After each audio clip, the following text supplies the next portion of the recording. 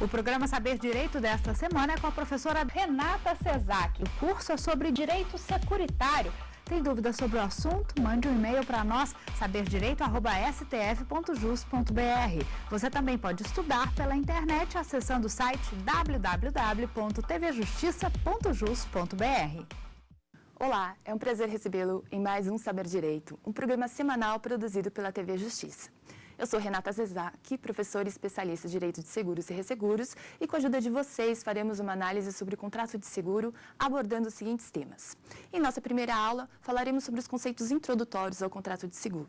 Em nossa segunda aula, falaremos sobre os aspectos jurídicos, as principais características e os princípios norteadores do contrato. E em nossa terceira aula, falaremos sobre a aplicabilidade do Código de Defesa do Consumidor. Em nossa quarta aula, falaremos sobre os ramos e as modalidades e os diferentes tipos de seguros. E em nossa quinta e última aula, falaremos sobre dois assuntos importantíssimos: extinção e prescrição. É claro que um assunto tão amplo e tão controverso que é o contrato de seguro não poderia ser esgotado em apenas algumas aulas. Não é o que pretendemos aqui. O nosso principal desejo é que após essas aulas nós tenhamos uma noção geral sobre o contrato de seguro e que as principais dúvidas sejam esclarecidas. Bom, então vamos dar início à nossa primeira aula. Falar de seguros é falar de um assunto muito distante, é falar de um assunto muito antigo. É falar talvez da vida em sociedade. Porque o homem lá atrás teve que se associar a outros homens para conseguir o nível de desenvolvimento e especialização que existe nos dias de hoje.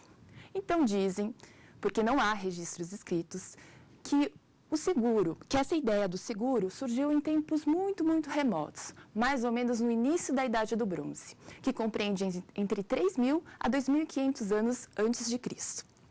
Dizem, então, que lá na Babilônia, as comunidades nômades percorriam grandes distâncias e era normal que alguns animais não resistissem e ficassem pelo caminho. Assim, para que ninguém tivesse que arcar com esse prejuízo sozinho, o que eles faziam? No final dessa viagem, eles faziam uma repartição das perdas.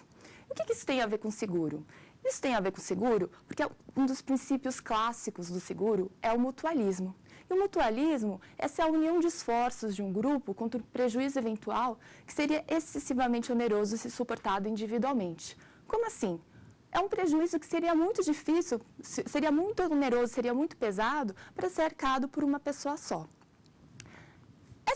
Essa questão do mutualismo, ela é importante para os seguros, ela continua sendo uma ideia central em relação ao seguro, justamente por isso, por essa associação colaborativa entre várias pessoas com interesses semelhantes, que no final das contas se juntam para arcar com um eventual prejuízo.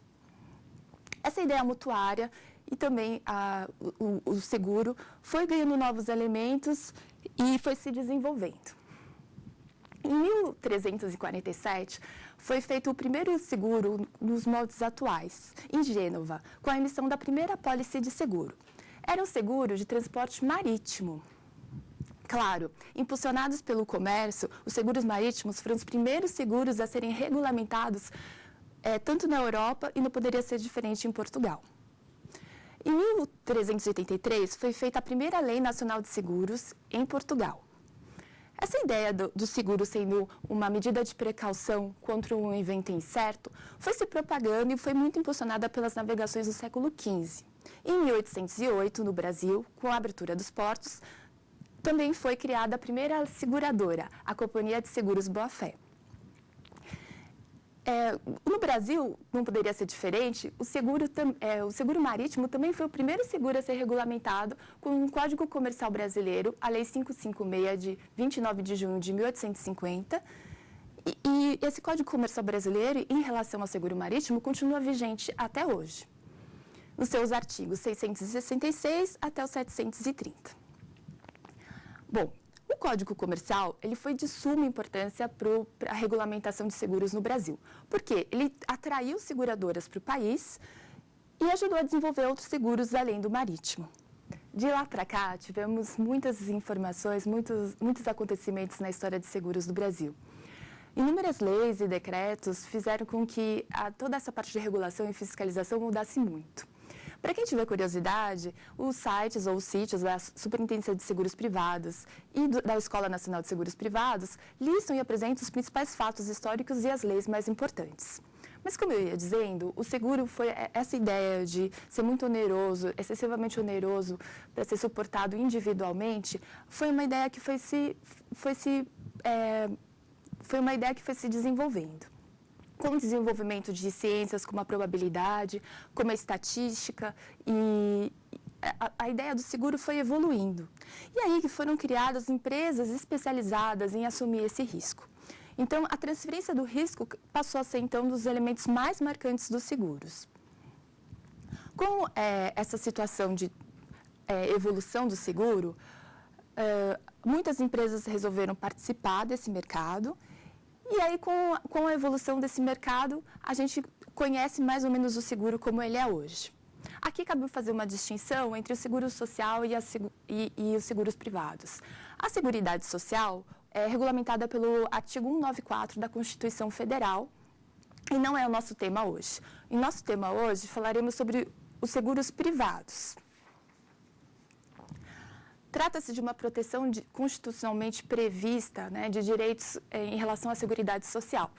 Como exemplos de Seguridade Social, temos os benefícios concedidos pelo INSS, Instituto Nacional do Seguro Social, como auxílio doença, auxílio acidente, pensão por morte, aposentadoria e outros. Não faremos análise da Seguridade Social, apenas os seguros privados. Os seguros privados, eles são regulamentados principalmente por 3 dispositivos legais. O Código Comercial de 1850, que já mencionamos, o Código Civil de 2002 e o Decreto-Lei 7366. Não falaremos também de assuntos correlatos a essa regulamentação. Não falaremos de resseguro, capitalização, previdência privada aberta, que, embora sejam assuntos correlatos e muito importantes, merecem ser abordados individualmente. Com relação à legislação, a gente também tem inúmeras normas infralegais, principalmente do Conselho Nacional de Seguros Privados e da Superintendência de Seguros Privados, e também tem algumas leis específicas, como, por exemplo, a Lei do Corretor, 4.594 de 64, a Lei de Abertura de Resseguros, Lei Complementar 126 de 2007, e também o Código de Defesa do Consumidor, Lei 8.078 de 11 de setembro de 1990. Embora tenhamos ainda muitas leis que abordam a parte de seguros, a gente ainda precisa de uma regulamentação própria, e isso está sendo abordado num projeto de lei 8.034 de 2010, do deputado Moreira Mendes. Esse projeto de lei substituiu o projeto de lei 3555 de 2004 e realmente moderniza a nossa legislação em referente a seguros e resseguros. Pois bem, para quem quer entender de seguros ainda precisa analisar e estudar o Decreto-Lei de 73 de 1966. Esse Decreto-Lei, ele regula praticamente todas as operações de seguro e resseguros no Brasil. Esse Decreto-Lei, no seu artigo 8º, instituiu o Sistema Nacional de Seguros Privados. O Sistema Nacional de Seguros Privados é composto pelo Conselho Nacional de Seguros Privados, pela Superintendência de Seguros Privados, pelos resseguradores, que é uma redação nova feita pela Lei Complementar 126, porque antes era o IRB, pelas sociedades seguradoras e pelos corretores de seguros. O Conselho Nacional de Seguros Privados é o nosso órgão máximo no setor de seguros. É ele que regulamenta, ele que fixa as diretrizes de todo o Sistema Nacional de Seguros Privados. O Conselho Nacional também é responsável por não só fixar as diretrizes, mas também orientar e organizar e guiar todos os contratos referentes a seguros, resseguros, cosseguros e retrocessão. Pois bem, juntamente com o Conselho Nacional de Seguros Privados, nós temos a Superintendência de Seguros Privados, a famosa SUSEP. A Superintendência de Seguros Privados, ela é a responsável por implementar todas as diretrizes fixadas pelo Conselho Nacional de Seguros Privados. Além disso, a Superintendência de Seguros Privados, ela vai controlar e fiscalizar todos os mercados: resseguro, seguro, capitalização, previdência privada aberta. Além disso, temos ainda algumas situações em que a SUSEP também vai fiscalizar.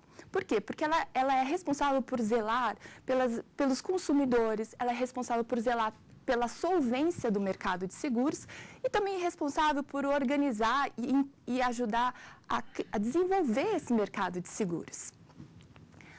Em relação ao Conselho Nacional de Seguros Privados e a Superintendência de Seguros Privados, nós vemos que é o governo federal a quem a gente compete fixar essas diretrizes, regular sobre as normas gerais e fiscalizar esse mercado de seguros. Agora vamos falar sobre o terceiro, quem mais compõe esse Sistema Nacional de Seguros Privados, que são os resseguradores. Inicialmente, quem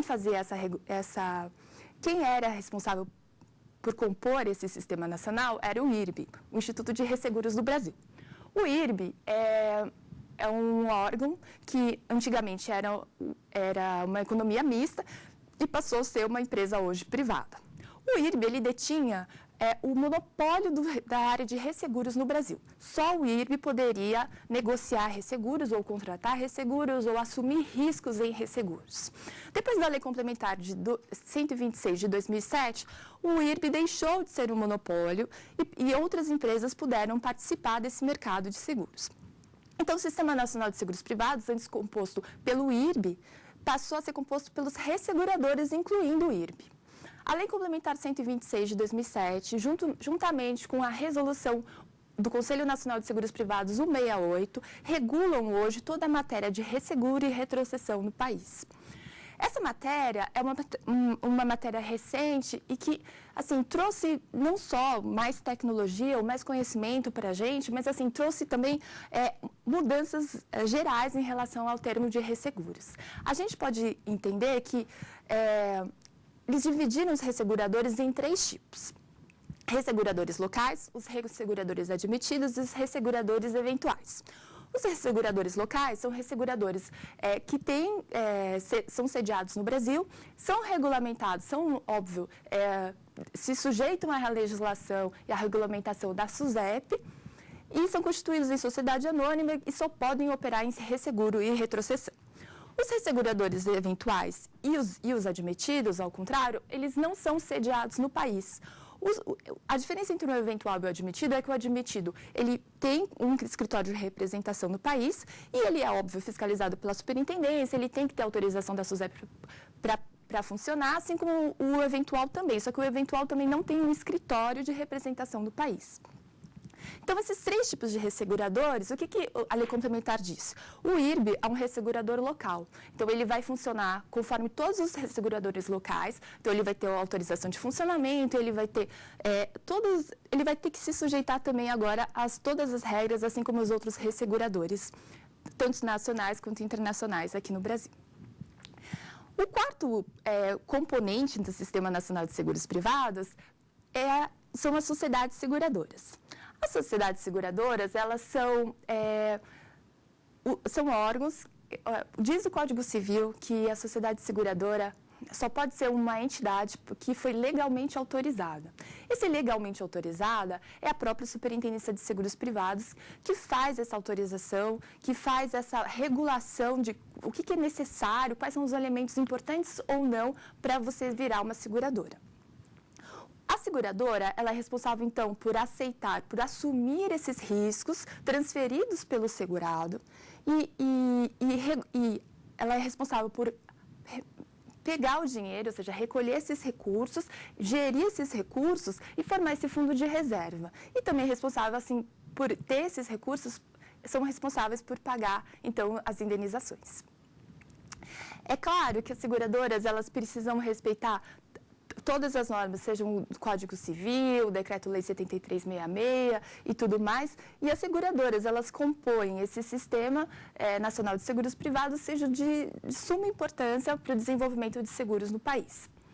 O último item, não menos importante, mas um item essencial para o nosso mercado, são os corretores de seguros. Os corretores de seguros possuem regulamentação própria, pela Lei 4.594 de 64.